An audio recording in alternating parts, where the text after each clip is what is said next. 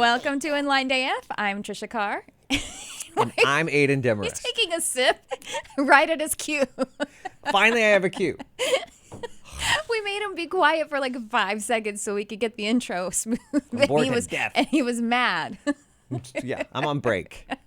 Okay? This is my Union 5. All right. So, hello. Welcome to the program. And now we have to every time because we have only the one listener and he's probably not bored of us talking about what this show is about. So, welcome if this is your first time listening or watching. It has to be your first time because if we've got 2 people listening, then there's somebody for the first time.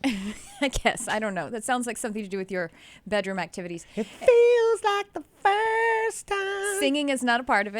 But this show is about, I don't know, it's kind of about spirituality. It's mostly about comedy and a lot about, It's a lot about spirituality, I think. Yeah, and sometimes about genitals, it seems. I don't know. Well, Aidan and I are how both... How are your generals, by the way? My generals? Mm-hmm. My Publix? Yeah. So anyway, this program, we are both on a spiritual path, but we also are mostly on a path of sarcasm. So we're here to make fun of the That's ego not spiritual. And ourselves. I'm on a path out of sarcasm. You are. We're trying to get you there. Yeah. We found out last episode that Aidan is a triple Aries, which is terrifying. Why is that so terrifying? Embrace the fire.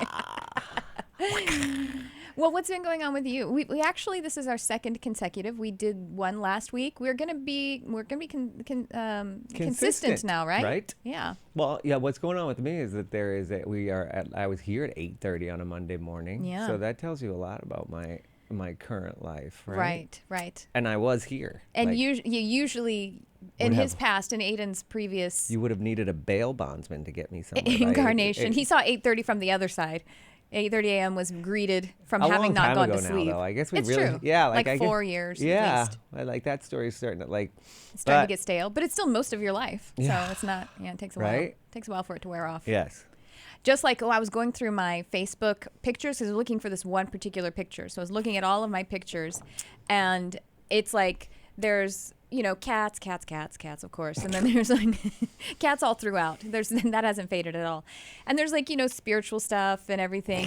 But it's still mostly booze stuff. It's still like cocktails, distilleries, like row after row of and all of the 6 years ago. I actually just got a 6 years ago notification today on Facebook, which for all of you people who are under 29, or actually I should say under 34, Facebook is this thing that they don't use it at all? They don't use it at all. Oh. It's only for old people. My assistant is 29 and she is confused by Facebook because she's never used it before. Or as I referred to it as the Facebook. Yeah, the Facebook, like Grandpa. Yeah, the Facebook. So I actually got a notification. Look at a cat and booze. Not that though. So Cuervo cute. Especial. Oh no, that's a blend. Ew, that's a mixto. She doesn't like that cat. It's a mixto. No, the cat's fine. The cat's a mixto too, but those are good. It's El Diablo. Cats are descended from Lucifer. Yes, it's true. Right. I think. Do you? Is that why you like them?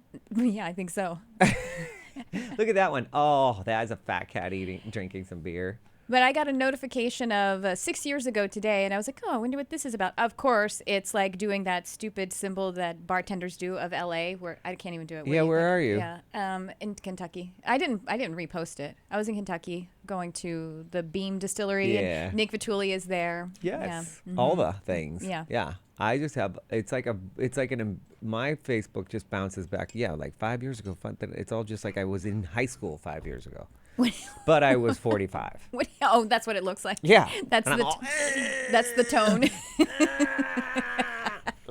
And it's like, and I'm like, back when I was 45. I didn't party like that in college, though. No, I know. I didn't. Well, I didn't. Here's the thing, though, which you insist that I'm a liar. When I was doing all of that, my partying consisted of 1.5 drinks and then Irish ghosting out of the party so I could go to bed because I was tired already. And I took like one photo. I think you're a liar about that. I believe you were boring. 100% on board that. The fact that you have a mixture of cats and cocktails in your thing, and the pictures of the cocktails are at like 7 p.m. Yes. Oh, right? yeah. Oh. And then there's a lot of cat pictures at like 1 a.m. No, 1 a.m. Yeah, I think we could watch the arc of your timeline on your thing, and you're definitely home by 9. All the NCIS is happening. No, I don't watch that. No, I watch old sitcoms. That's what I watch before bedtime. Like what, like Love Boat or Friends? Not that old. Friends, yes, exactly. Yeah. Like all the Friends. All the Friends, yeah. I have them all memorized. I noticed that TBS was doing syndicated versions of them that had some jokes that had been previously cut out of their other syndicated versions of them, and it was very exciting to hear fresh jokes. I think it's exciting. Actually, what's funny about my kid watches Friends. My kids all watch Friends. They do? A lot. Oh, can you imagine? That must seem like Cheers to them.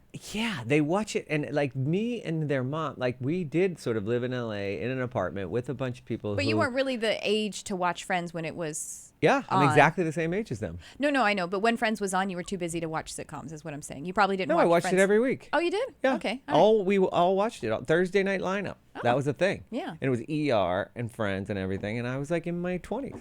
And is that when you were, yeah? You should go to the Warner Brothers. They have Central Perk there. You can go. Yeah, no, I'm not that You're not that nerdy. obsessed? Oh, Yeah, sorry. whatever. Yes, you are, by the way. They just won't let cats in. That's why she won't. But you say that you think that I'm a liar because I've never done cocaine.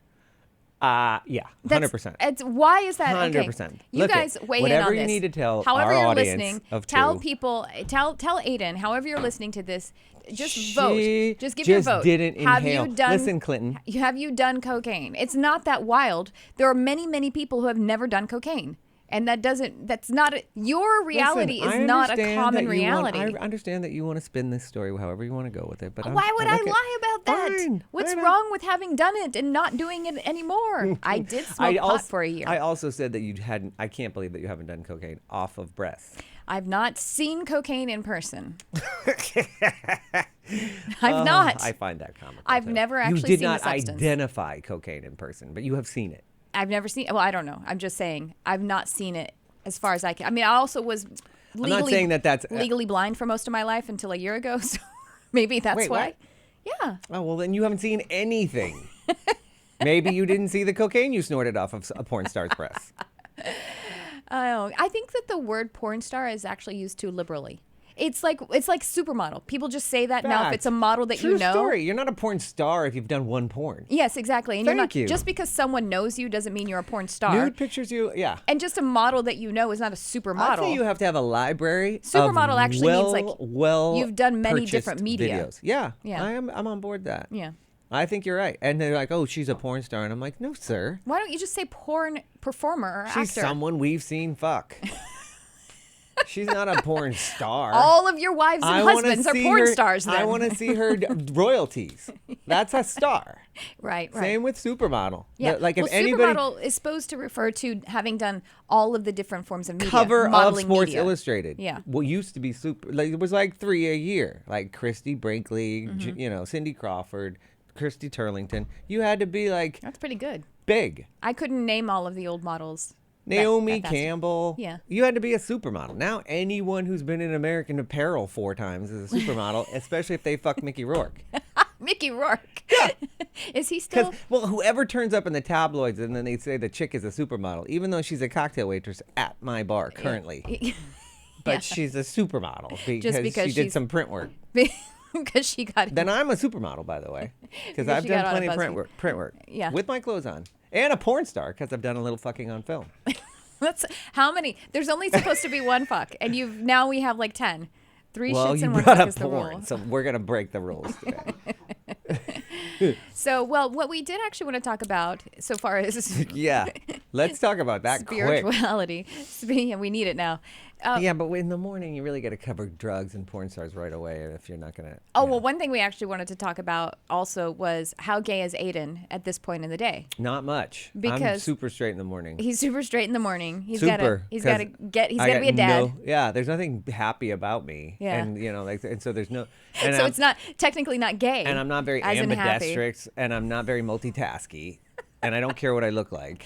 Wait, And I gayness definitely don't want to fuck anybody. gayness requires ambidexterity? There's like a fluidity that has to happen. Well, what about with It came up heterosex? because we were talking about my hair, and I was like, I just don't give a shit. Well, we were actually fixing the camera angles, and I was like, zoom out a little bit so we look thinner. You know what I mean? Like if it's too close Oh up. yeah, and I don't care about that either. And you don't care about that. And I said, you're not gay enough to care Not about one that. buck given. Yeah.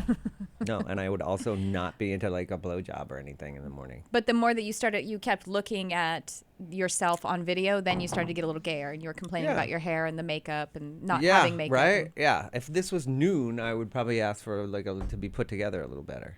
Ask you. There's no PAs here. Who are you gonna ask?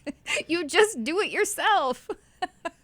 This is the thing that I don't like. What? So there's a camera on me. Don't I have 3 assistants? I don't get Where it. is What's happening? the person? Is there a person coming? Because I No. got my own water, You're my the own person. coffee, but You're I haven't. the person. So I got to put this together too. You know, it was a very brief run that I was a working actor, but it really stuck. Yeah. You think the rest The entitlement, like you- the trailer and the car and the stuff. the writer, but you also transitioned that over to how you ran bars too. Fact, You and I just always had a PA. You had a writer and 3 PAs and Yeah. and First true a story. car. Yeah. Yeah, and a car. Mm-hmm. Yeah, and a little A hair driver. and makeup. Yeah. Mm-hmm. 100%. Wardrobe. Now where you're working, you basically have wardrobe because you can just leave your work clothes there and they dry clean them for you and you show up. Yes. And you Yeah, have a locker. and there's a lot of PAs too. Right. Oh, thank God. That's not how it runs here. Can you imagine? And I know. maybe eventually. What are we, poor? Who would like to be a PA on Enlightened AF? Oh, I 100%. We need a PA. Anybody out here, first of all, if you love cats, there's no cats here. nope, then don't come, is what I was going to say. Okay, so for realsies, so Aidan's not that gay yet. No, not at all. Not today. Not feeling it. Maybe this pink crystal will get me there. Yeah, it's a little bit phallic. So what we were talking about, Mm-hmm. here's what me and Brian were talking about, which a lot of guys talk about, but women too, is how quickly Brian's my husband. Brian's who has a hairless ass. Tricia shared that with us. He may before. actually be listening. He should be. Well, Tricia because was willing to tell anything about you, Brian. Just FYI. You were talking about the hairness. No, of let's your get own back. butt. Stay on track. Stay on track. My ass hair is not a part of this, but I don't have any either. The not any, but you know. But you limited. have a butt hawk, right? I mean, doesn't everybody? No, how do let's you get not back have to a the butt hawk? grounding. Yeah, I guess a little butt. What's a butt hawk? Just like It's in the butt cheek, the cheekle area.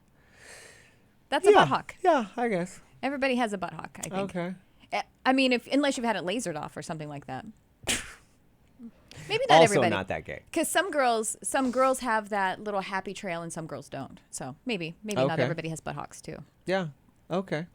So butt hawks is a part of our spiritual development today. Well, we were talking about how quickly you can get out of shape. I Yeah. went at the gym this weekend and Friday. I've been super busy with that job and work and stuff like that, and life on life's terms, right? Like Yeah. things catch up. In my program, we say that all the time. So life on life's terms, meaning I have had this like a lot of periods of time in my life where I got to spend a lot of time on self-evaluation, grounding, keep feeling my body for what I needed and eat how I ate. We talked about intuitive cooking the other day. And then there's other times where you don't, and you really quickly, and that can happen in one day, like just like not working out for a week, you go back and you're sore. Yes. Well, you know what's interesting? Life on life's terms reminds me of what we talk about in my program, like literally the spiritual development programs and everything Yeah.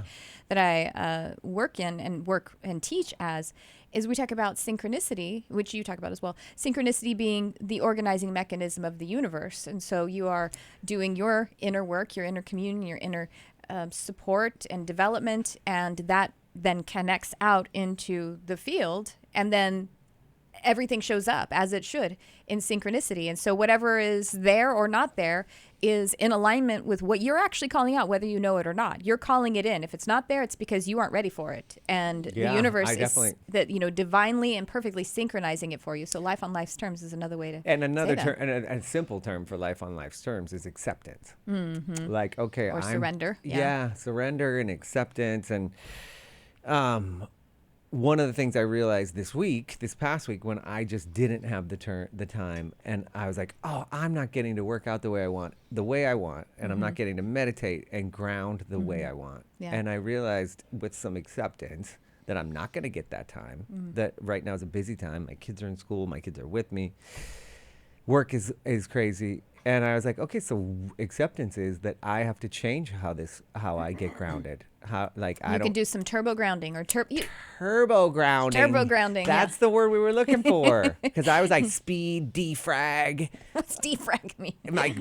Like just defragging your computer. But you can also, you could do some speed exercises too. You could I take like 5 turbo minutes grounding. to do some squats or some burpees or some push-ups For or sure, sit-ups. workout. Like all that of is a that quick stuff. thing. But I had not, and I had been working in workouts where you can jump Yeah. down and do some push-ups and sit-ups and, Right. and do a dog duck down sort of situation. Duck. Dog duck down. I only know downward dog. What's dog duck down? I don't know. That's what I call it. Okay. All right. So Because I go not quack quack when I'm doing it. your face. Quack. So if you guys didn't know, you can listen to this on our podcast feed. Just look for Enlightened AF. And then you can also watch it on YouTube. Just look for Enlightened AF podcast. And you can watch Aidan make faces. I'm making faces now because now I'm just looking at myself. Yeah, because he's looking directly at our broadcast screen. This is like a Show dream everyone the scenario. back shot, Kurt. The wide shot. So that's so you can see if you're watching, you can see that Aidan is looking directly at it, whereas I'm looking at. We should swap positions because that's probably not good No, for you. this is the best view I've had all day. Getting gayer by the moment. I'd fuck me. So turbo grounding. Turbo grounding, which I achieved. I like it. I really did achieve a thing. And so, like, tell me, for me, I have to get super tactile. There is a word. Yeah. I have to kind of think about where I am, what it smells like, what it looks like, what. That's getting in your body. Yeah, absolutely. that's You can how I- ground with your own body. Like you don't actually have to hug a tree or put your feet on a ground. Mm-hmm. And because sometimes when I'm talking about grounding and I'm giving examples and I'll say, or put your bare feet on the grass. And there are people like in the east coast of Canada, and they're like, not happening. No, it's 1 degree outside or whatever Celsius probably because they're not American. And so it doesn't actually have to, besides that everything around you is nature. So if you connect with the pure elements that it is, then that is a way to ground. It's about the awareness. It's about the intention.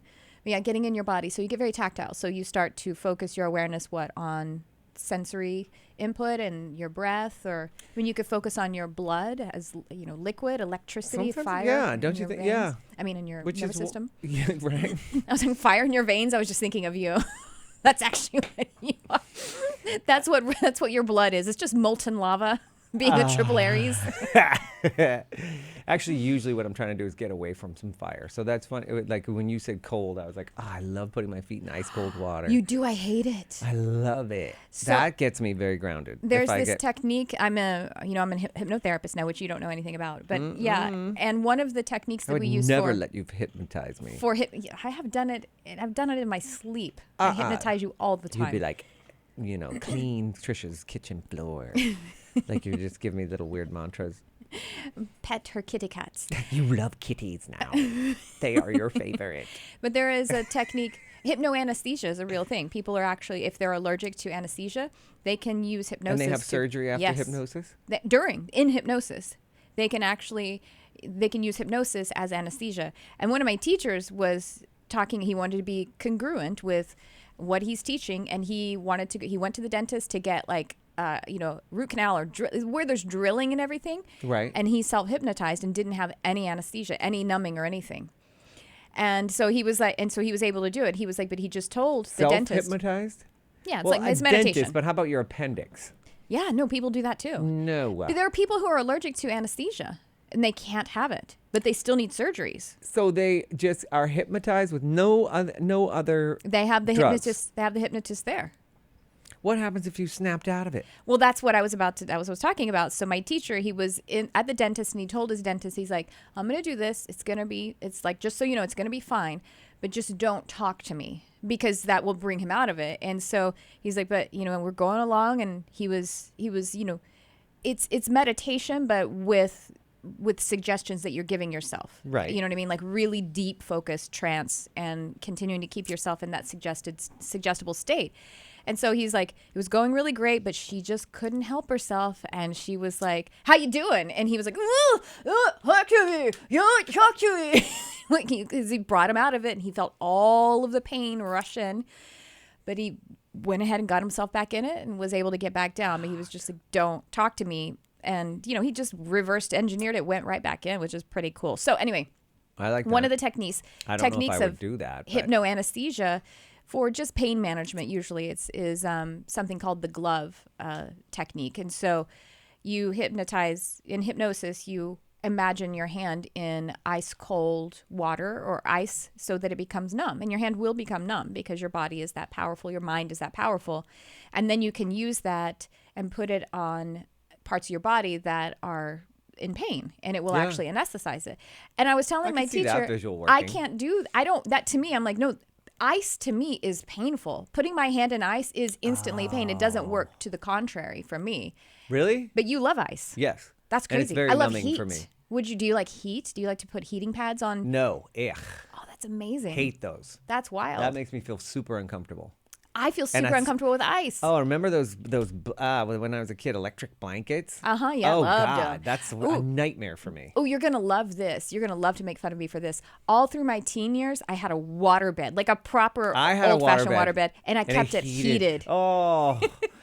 I don't know how I could do it I had 'cause a I'm water hot bed. now, I honestly. moved into an apartment and it had one, and it was pretty bitchin'. Actually, this is like I can't imagine that now because my back would kill because of the lack of support. yeah, they were terrible. And then the heat, I can't sleep with heat I was anymore. 20. I was literally 20. Yeah. And it was like, if it was in there, and then I had a girlfriend who became my wife, and she would crank it up while I was asleep. Yeah. And I would wake up just like a poached egg on this thing. On this surface, and I'm this super plastic sweaty. surface. Yes, and you're on this plastic watery thing, and I would wake up just poached So egg. awful. Ugh. The 70s were stupid. It because- wasn't the 70s. This No, was but the 70s. 90s. But the 70s Or gave it to 90s. us. The Yeah. 70s gave it to us. It started in the 70s. Who would have bought it? Think about it, a water bed. I forgot we had, and I had it for forgot, like right? 2 years. I had it for like 5. Yeah, I For want to say it was 4 a or thing. 5. And you cranked it up. And remember, you used to She sign used to apartment too. leases, and they're like, you can't have any water-filled Yeah. furniture. I imagine people like Kurt Water-filled- would, if you saw that on your lease, you'd be like, what the fuck are they even talking about? Mine looked Water-filled like that furniture. one on the left. Mine looked like this one down here. He's got some water bed. The wood. Yeah. Yeah, that one was like that looked a lot like our water bed. I had it for years. I did too. And then we got a dog, and I think like dogs popped them, Ruby popped it. She did. Yeah. Wow. Because their It little must have claws go right through them. Well, they're pretty sturdy. It must I have was in been my old. 20s. I did a lot of fucking on that bed. How can you? It's like so Ding, ding, sloshy. ding, ding. You have to have In it. your 20s, you can fuck on anything. Is it better that? It was great. Yeah, because you can get your hands all up under, But it depends. But you could fill it more full or more, like it could be more firm. But that would be hard to move around on. It's harder to go down. There's a lot of reverb, because That's you what get the I'm waves saying. going. So then you So how get do the you get the reverb rhythm? happening. So you get the ass coming back at you. That's what I'm saying. How do you get the rhythm getting steady? It's like working against you. I worked it out, and like I was a dissonant. lifeguard too, so I know how to work. It's a whole. There's a water movement things, but once you get the wave hitting the backboard, doosh, everything comes right back at you. I said it was a real thing. Kurt, did you even know what waterbeds were before this? I mean, you heard about them? Yeah. I just had to sign one for my apartment lease too. A waterbed and no fish. I think there's a thing. They still have Yeah. water beds. I can't imagine. I haven't seen one in ages. I'm gonna get one. All right, so we're talking about turbo grounding. Now, actually, why grounding? Or what? Grounding basically is a way to connect with your spirituality. I It's just wanted funny, to yeah, point 'cause out, grounding- as above, so below, because Yes. sometimes people think grounding is like being not spiritual, and I disagree. It's being the human version of spiritual, and also the ground, the earth, is highly spiritual. What it is getting out of that mid-range of the unconscious area. So Yeah. you can get way up into the cosmos, you can get really cosmic, or you can get really grounded, or you can do both ideally, so that you can be a whole person that is spirit creating a physical form. Well, yeah, and I think that, I was like just considering the difference between grounded and sort of elevated, and like a lot of times, and when I first started meditating, I was looking for an escape, so I was constantly trying to get out of my mindset. Right. And But see, you can which escape. it isn't really. You can escape by getting grounded too, because again, it's the mid-range Well, that's of it. the unconscious area. But if It's we just get looking grounded, at it differently, because right, I totally. think for a long time, It is. especially because I came into meditation and prayer and spirituality via addiction. So Right. for me, I was looking constantly for ways recovery. to feel better and more of it, more of it, Right, more right, of right. it. So you wanted to get high in a way. Yeah, That a was lot your of people, habit. and I think Yeah. most people, I think just like our consuming driven, I think the current wave of sort of spirituality and all the things, incense, crystal, saging, then I hear people say, I sage every day, 5 times a day. And I'm like, okay, nope. That's not what you're supposed to, like. Now you're just doing a lot of something else. Yeah, Right? right. Like I watched 85, TV shows all at once, and if I miss any of them, I'm super bummed. Then I real quick meditate for like 10 hours. Like everything has to be supersized. Yeah, right. Right? And I agree. For me as well, I am an addictive. I like a shitload of everything. Yeah. So I like moved up to the top of Mount Washington and lived at the Self-Realization Center for like 4 years. Like Well, you didn't live at it, but yeah. Right. I was Almost did. You lived around the corner right from around the it. corner, Sure. and I was Yeah. constantly there. And if I had to go to work or deal with my children, it was super irritating. I was like, "Fuck, I'm not grounded now. I haven't spent 12 hours cross-legged with like sage burning behind me." And sometimes you need that, and I really needed a lot of decompression. But now, life on life's terms, I have a full day going on. You needed I'm lucky I to have hold 4 space minutes. for a lot of things that have been harbored inside your emotional body, your mental body. So it needed release. Yeah. And so there are seasons for that, because there had been a previous season of it being chock full of a lot of things that were painful and everything. So And awesome, Well, yeah, of course. Yeah. But a different kind of awesome. Yeah, very different. Yeah. And you need to figure out how to connect with awesome again in a way that was sustainable and healthy. So now that you're doing this business, obviously, now that you are just 100% woo-woo, right? Yeah, right. But doesn't mean that you don't have stressful moments or moments where you don't get to stay grounded, right? Of course. What do you mean? Yeah, right? Absolutely. Yeah. So tell us about that. Okay, let's say you're in a day where everyone is looking for you to ground and center them and find them or elevate them or whatever. How do you get to that? Well, you know what's really interesting for people who are actually practitioners, or as a modality of being a teacher, it takes or a healer or whatever, it takes no time at all.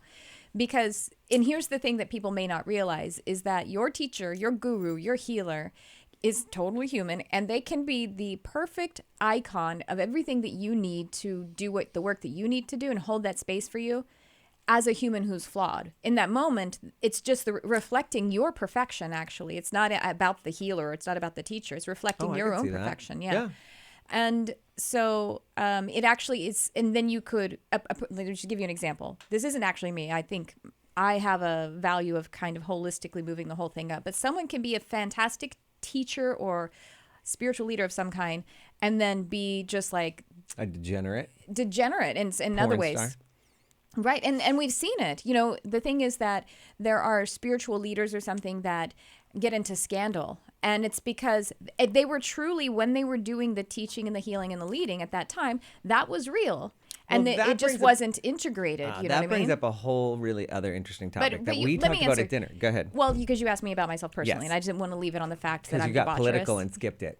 No, it's fine. I'm just saying it's like you can be really You good. gave me a political answer. Or just think How about about it. you, Tricia? I am, but I just wanted to point out that I am both a teacher and a student of the work, you know. Oh. So, but how do I do it? Actually, what helps me to quickly click into what I need to do to be the higher version in order to hold the proper space for someone is prayer. I mean, I do meditate. I meditate absolutely every single morning, and I set intentions then. But if it's then later in the day, I can do a quick meditation, so a quick visualization, imagery of grounding and bringing in light, and then I'll tell me about pray. the setting intentions too.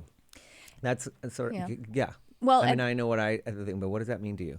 Well, when I essentially, it is that combination of responsibility and surrender. And that's what intention is to me, is right there holding those two seemingly polarized experiences together is the intention. And so I meditate and I have my imagery and I ask questions and, you know what I mean? I disconnect from the conscious mind and all that kind of stuff. But I usually end it with prayer and affirmations and intentions. And so the intentions really sometimes are very open-ended, and the intentions are, how may I be a blessing this day? You know what I mean? But sometimes they could be a little more specific. If I have clients that day, one-on-one sessions, then I will call out to their higher selves and make a connection at that time and start to open the session with them in a gentle way until the actual session starts. Same thing with teaching. I start to open myself up to receive the information that I need in order to teach that class later on. But whatever I'm going to do, I send my love before me. I send love because I have to be filled up and aligned with that love in order for it to be sent before me. And sometimes I'll even see myself driving and sending my love across the neighborhoods and the streets and the people that might be connected to that and the nature, that kind of sending my love. And that I'm here to be a blessing, that all of that kind of stuff. That's what the intentions are about. I've kept it real general. I know what you mean, and I asked about that. I've kept it real general. And then when Maggie, who I was working with, and I came to realize you're not working together anymore. Yeah, well, I still do, but I mean, like when I first started, like sort of sort of asking, and I realized that I was doing all this general sort of let me be of service, let me be aware, let me be all this stuff, but I wouldn't ask for like specific wins. Right, and specific wins are totally okay as well. Okay, yeah. And that's like really hard. It's funny because it can charge up that open-ended thing more. It's perfectly fine to like say be in, and it really works, and it's amazing when I get focused for an ask. And it's like that's important to me. Like I really want that to happen. That it does. And I mean, I suppose it's the power of prayer, and you could call it whatever you want to think, but it's also like setting your intentions. I like that term. Yeah. And like, this is my intent to make this happen. Yeah. And everything I want to make happen does. I know. You're a very powerful manifester. Yeah. Just when you decide, when it comes to your awareness, it's like totally clicked in. That's what I've observed about you. Thank you. And I think that everybody has that ability. Absolutely. It's what's so frustrating as a parent when you're like, if you would just do what I told you. You can intend on behalf of other people, and including, of course, your children. You can't. That's really where you get into slippery slope. Well, I think you can't intend anything for my kid. But you can't. You have to do it unconditionally. And so, in order for there to not be suffering or for the energy to be choked up, you have to be even more general, more unconditional when you intend on behalf of your children or something else. Yeah, for somebody else. It has to be like their highest good. I think that, when I had kids, I was in my 20s when I started having kids. So I'm 26 years old when I have Zane. And I definitely I was like, whatever he wants to be, dude, all the things. And I meant it because I was 26. So I was like, so I had no life experience up my sleeve, except for up until then. So then, by 46, I was like, please don't let him, all the trap fall. So you have to watch your kid walk into all the traps, all the pitfalls. And you've done it, and they have a lot of you in them. So it's just like, that's really where I am right now. Okay, so Zane has been like in love, right? Yeah. Okay, have the other two been in love yet? I don't know. Because I feel like that, especially when they're like teenagers. Don't know. Maybe my son, the 17-year-old. I don't think my daughter, the 15-year-old, no. I couldn't say. But just maybe. Seeing, because I can just they imagine. Definitely don't share that. Like when you're 15, 16, watching your kid who's like a teenager fall in love and you see that it's real and you're just like, yeah, exactly. Because you're like, well, there's just doom and despair at the end of that no, romance. It actually makes you really happy. That does. One of the things that I am proud of is that my kid, is that they seem to attract to other people and are attracted to other people because that's a big part of life, like that interactive moment. And I want for them. I want for them to have full romantic lives, sexual lives. That's something I don't have as a parent. Like I'm not like, ew, my kids are gonna. I want them to have full sex lives that have all the things in them, and especially like father-daughter. Like everyone's like, oh, you've got a girl, and I'm like, why would she need to be like a eunuch? Because everyone's like, oh, those boys are probably getting some, but then the daughter comes along, and they're like, oh, lock her up. I know. That whole double standard. Yeah, absolutely. And I'm not on board that. No, well, because that is that repression. I mean, the energy has to go somewhere, and every human is sexual. That's it. Right away, right out of the gate. I mean, if you want to talk about like what's happening right now, and I am hardly a very forward-thinking thing, but like raising a daughter after two boys. And my boys were monstrous. Very rarely listened to anyone. And everybody, they got some, we would give pushback from school and stuff like that, but not nearly as much as if my daughter acted out. And then in terms like defiant and all this stuff would come up against, and or just parents or my family would be like, she's a little bitch, right? But he was a rascal. Oh yeah. You know, like that whole Yeah. boy thing, and he's just all over the place all the time. But they're like, you better watch her, Yeah. like because she was pushing The buttons. sexism. Yeah. Yeah, like right out of the gate, I watched that happen with my family and people that interacted And with you her. know why? I mean, some of that. Sure, we could say it's the reign of patriarchy and all of that. Mostly women, by the way, who did that. I So know, all but the whole Me Too thing, mostly women who were like, don't let that little girl get ahead of herself. Right. A ton of those conversations. I think that it goes deeper even than some of the societal conditioning and everything, and the fact that the masculine, I shouldn't say divine, the masculine's been a little bit too heavy-handed in the last several centuries. But I think it has to do with our relationship, everyone's relationship with their mother, because the mother is the primary caregiver. They're the first being that you see, the first one who you understand keeps you alive. And so we're all, in a way, I mean, we can all take a little responsibility for that and not just say, oh, the guys have been just dominating us. Male and female alike have mommy issues, and more than their father issues even, I think. That's just normal, because that's, for almost every person, the primary caregiver, the first one that you see is mom, and she's the closer you come out of her body, and then you stay attached to her body, or you're handed, even if you're adopted, you're handed over to another woman's body, and it's, you know, it's just that's how it is. And so we're So we can blame wrestling we that. can all blame our moms. Well, no, we blame ourselves for how we're still making mom be mom, even though we're 40, whatever. Like, she's no longer in charge of you, and you need to just drop your issues or whatever. You need to do your interpersonal work about it. I like to get back to the where you were talking about when we were talking about grounding, which I like that. I like that a lot, setting your intentions. And I said I get real tactile and things like that. And I do these little turbo grounds. And I have been, because it has been a very difficult schedule and time for me. Like, and you could do turbo, like, ascension too. You know what I mean? And Like, most of it is about acceptance. Like, I need to accept that this day's not going to go where I need it to go. It's not going to be all, you know, it's just not going to be. I'm going to have conflict in this day, and I've had a lot. I've just had a lot of like new experiences happening. But you can bring the light to the conflict that's ahead, and that can be your position. Totally. In it. And that's it. I As it needs to resolve like 4 itself. times a day to walk out of something, because I have 2 teenagers and I run bars. So like, imagine how many conflicts I have going on. So much mommy issues in those situations. And I'm not drinking, so I'm like with a bunch of basically teenagers are like drunk adults. Yeah. And then drunk I adults spend- are like teenagers. Yes. So I just have an amalgam of idiots basically pulling at me at all times. You think that's why they have some self-esteem issues? Pack of idiots. Yes, exactly. It's not like, oh, But I I hope need they a don't bouncer. hear this. That's- He's like, just I hope they realized hear this. I need a bouncer at my house. That's what I need. I need to bring the guys from the bar back to the house and just have bouncers at both doors with headsets on. Yeah. And be like, okay, like, you know, the girl's off the rails. Get her, shut her down. 86er. Okay, so when I was a bartender, and because of my prescience, my extra set, and also because of my experience having grown up in an abusive household, I would know 15 minutes before the fight happened, and I would tell a manager, I would get the bouncer, this guy, and She worked super rough rooms.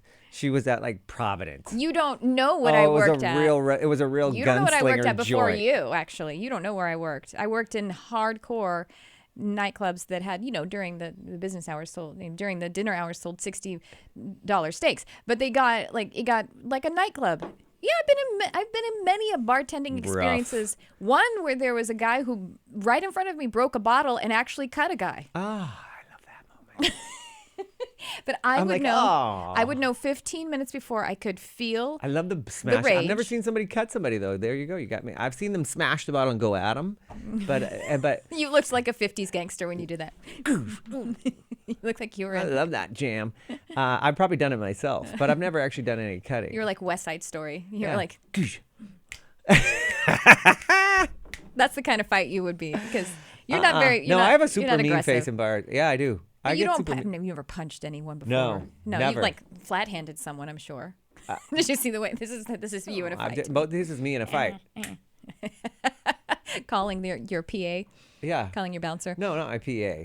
My PA's in the back with water and some, And, makeup. Yeah, just patting you dry. The bouncer guy. Right. Well, I would know 15 minutes before, and the Yeah. boneheaded manager would be like, "Well, he's fine. He's like a good customer." And then, sure enough, Oh, why was it always that guy? There's always a manager who's like, well, they're good customers. And you're I like, don't nope, care. they're not. I don't Turns care. out. He's murdering someone, so he's no longer a good customer. I'm currently at the place I'm at. I constantly get told about some drunken asshole that's a really good customer. You should be, don't be too rough with him. He's a good customer. I'm like, he's a douche. Well, you know what's funny? Just because he shows up all the time doesn't mean he's a good customer. Yeah. We actually, and what happens in hospitality That could for be some true reason, for my marriage, people too. show up all the time and then they start getting free stuff. They're like, he's a good customer. Let's give him his bill half off. And it's like, well, he's no longer a good customer. Yeah. He's no longer a customer if we're giving him Oh, free now stuff. he's just like it's like This feeding. is a business Here's relationship. an analogy you hate. I call that feeding a cat. They keep coming back if you do it. Don't do it. Right. You give them a free drink. No drunks are nobody. They show up all the time. Once they get that free drink, they will travel across the country barefoot to get that free drink again. So how about They are no this? longer a good customer either. How about in hospitality when someone is a regular and you get so sick of them and you don't want to see them 3 days that week and you're like, I feel like we're in a forced friendship and when are they going to fall? Because regulars always fall off. And you're like just waiting for that cycle please. to end, for that Yeah. regular to get bored or distracted. And for me, especially probably because I had, I was constantly trying not to be a drunk. So people that would bum me out. People that were trying to be a drunk? It's people that were just drunks, and so they'd come sit at my bar. Yeah. Especially way back, I'm talking 20 years ago when I was a bartender at like a little local restaurant or something. And I'd have a guy that came in every day at 3, right, and just killed 6 martinis, and I'd be like, "Fuck." And at 3, this it was guy's just like day the two of you sucks. because no one else was there. Yup. Oh, I did that was the worst. I had how many cycles I can they're like a picture book. They're going through my mind because I always wanted to work the early shift. Why? Because I'm boring and I want to go home, Hell right? yeah. I always wanted to work the early shift. And so, I would be there with the regular who came in at 3. Oh, and then when it was a man who would come in and he would come in at that time, and essentially it was like a forced date because they thought that they had me captivated now. They and did. I had to You talk were a captive audience. Yeah, and I would be like, "Oh, I have to clean the fridge," and I literally had to clean the fridge sometimes probably because that's what 3 p.m. is for. And cut fruit. And they'd be mad at me for not sitting there like at the edge of the bar like this, serving them Yep. their third Amstel Light. And they're all shy and It's like I introverted. have a specific and then, person in mind when I say Yeah, Amstel me Light. too. I have a really specific. Man. And I bartended like that. Because actually, when the kids were little, I didn't work late nights either. I was trying to think and I bartended like up in Bel Air at like local places.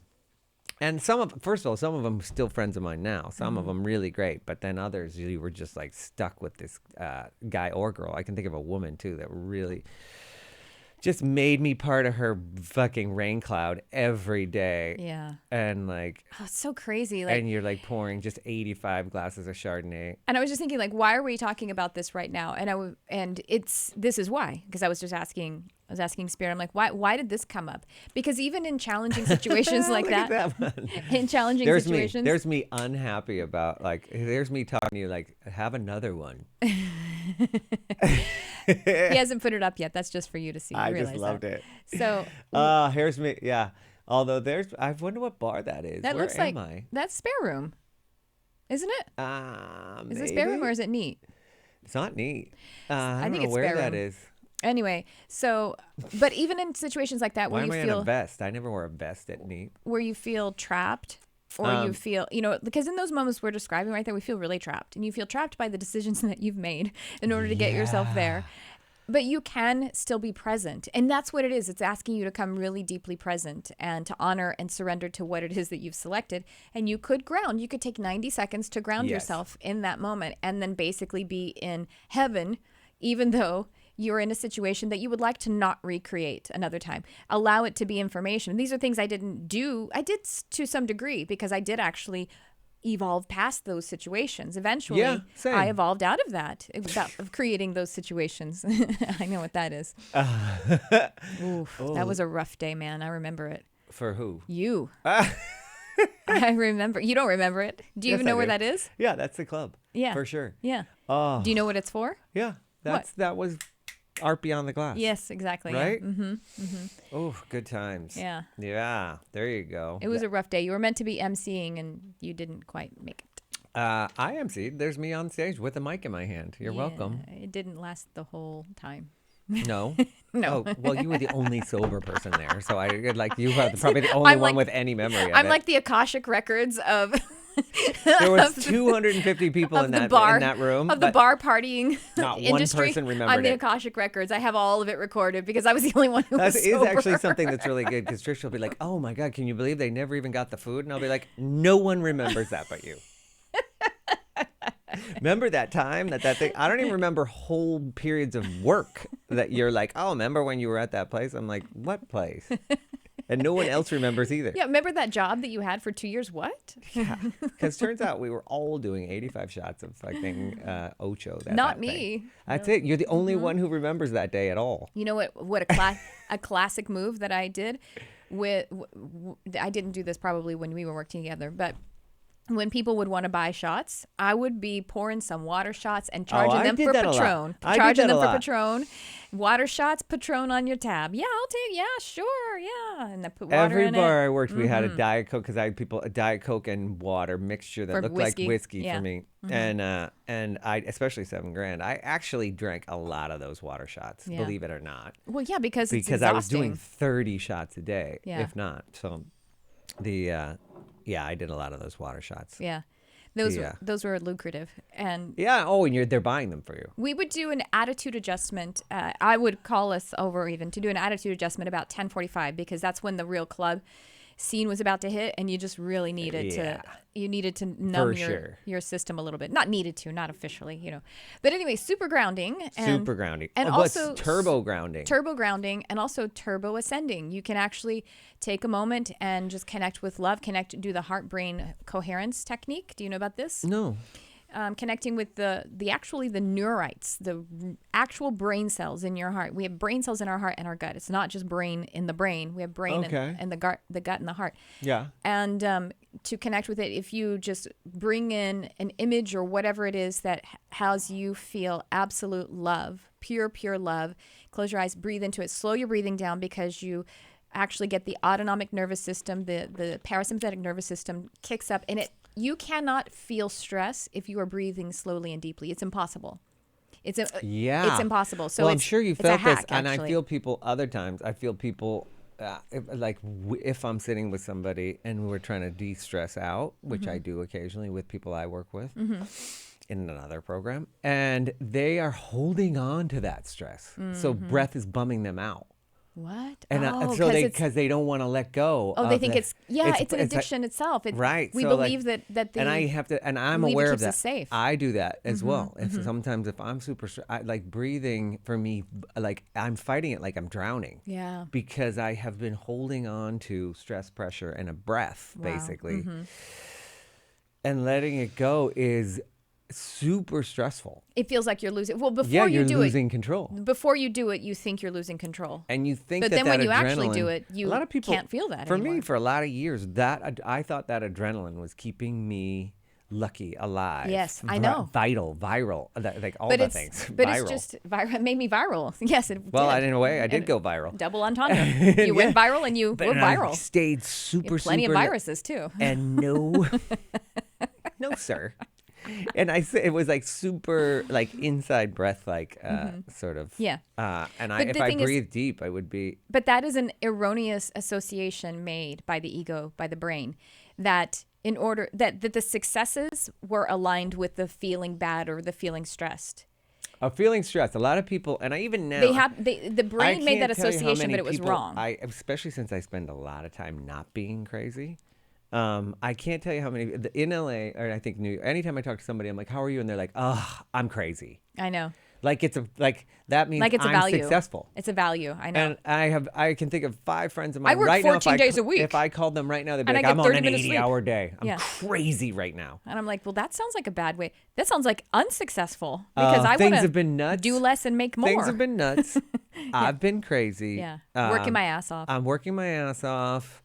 And then you go full circle, and then you still don't get to like how they are. Right. Because it's just like the schedule. Yes, and that means that's indicative. Again, it's the association that the brain has made these are the things that I am stating. So that means that I'm successful, or at least I'm trying to, Mom, I'm trying really hard. Does that mean I'm good? I'm a good boy? Here's a turbo grounding for me, right? Okay. Mm-hmm. Here's a technique that I use even at work. Yeah. Even and it sometimes throws people on really who gives a fuck, right? Because you're like, nobody's listening to you anyway. Right. Every once in a while, I tell somebody how I really am. So somebody's like runs tricky. by, I'm at work all the time, and they're like, well, like, how are you? And I'll be like, I'm a little scared.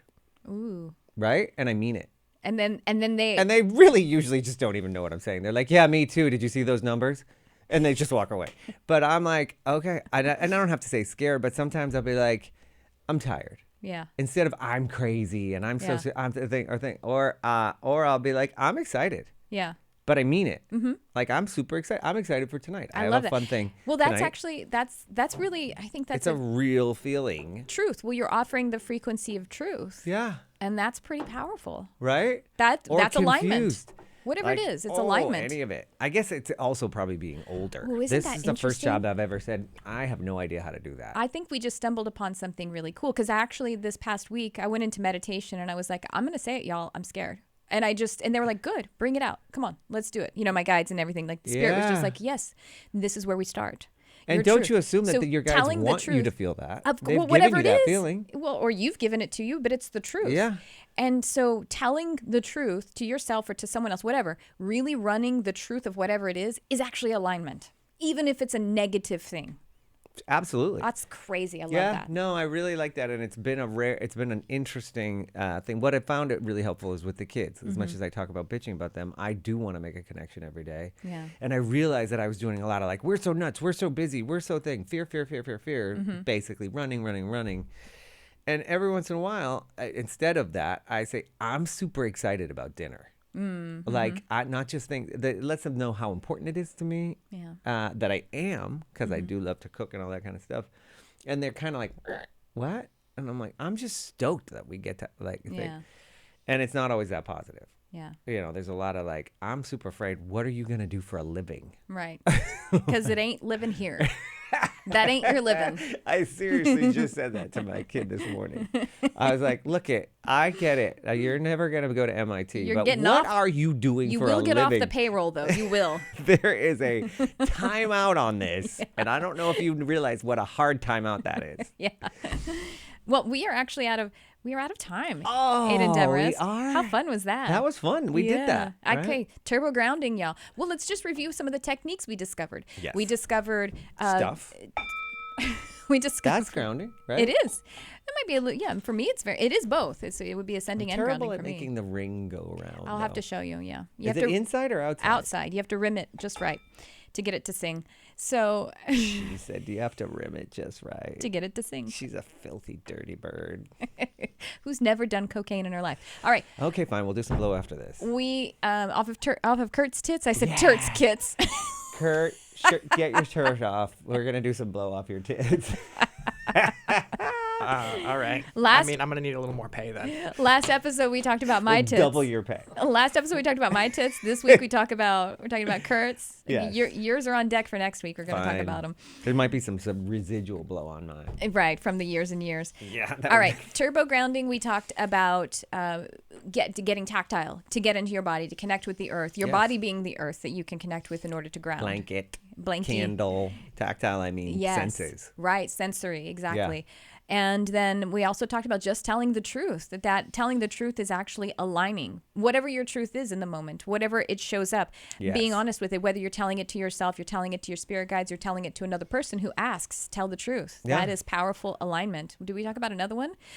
We talked about the heart-brain coherence technique, Yes. which you can look up. It's something that is explained by the Heart Math Institute. Greg Braden talks about it a lot too. Fancy. And we talked about prayer. That's right. We talked about prayer and affirmations, intentions. I liked intentions. That's really grounding. Boom. We should get Got paid off for the this, ground, right? You're welcome. The thing I didn't talk about was I didn't do my energy update. So Oh. we'll do that next time, though. Yeah. Okay. So Done. we will Sorry, see I you forgot again. about that segment. So we're going to see. We're This doing is this like live. the morning drive. We're doing this live on Mondays at 9 a.m. Is that right? Yeah. 9 a.m. Pacific. If you want to join us Boom. live, find us on Facebook. And you can also watch it on YouTube. And then you can listen to it on our podcast feed. So we'll see you next time, guys. Love ya.